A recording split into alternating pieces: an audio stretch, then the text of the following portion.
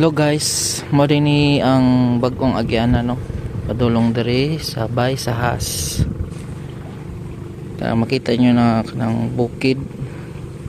Mo na siya ang bay sa has. So mo na ni ang shortcut no or bagong agyanan. Simento na siya kaysa una libon man diri agyan pikas diri. Mo na siya ang kuan pero wala pa nahuman. Siguro lapos ni ngadto pikas.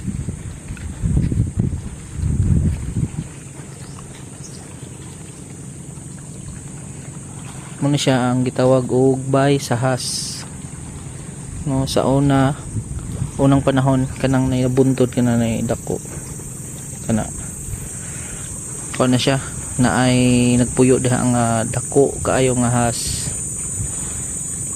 may sulti sa mga katiguangan sa una nya. Kung maadto na to na no din ang adto kay murag hadlok wa manggoy tawo usahay na may mga ligo diri Kung madto na to na ay kuan diha murag pultahan no agianan ba sa ilawom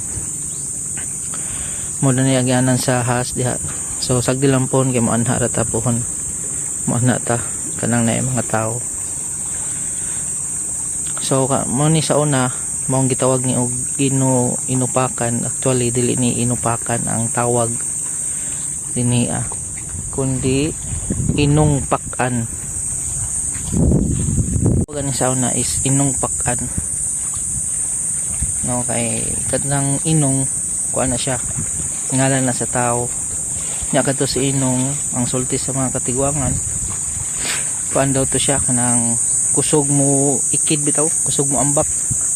So mo to siya nagpatay sa has diri nga dako kayo mo po na sulti sa mga katiguangan diri kay sa una na mga barko diri ito mga karaan pa manglabay, siyempre makitaan sa has maoy iyang tukbon.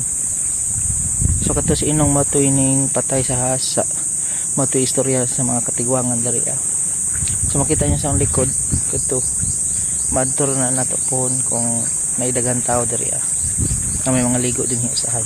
Ano lang to guys no, siyo pohon adto na to na kay murag mingaman mahadlok ta walay tao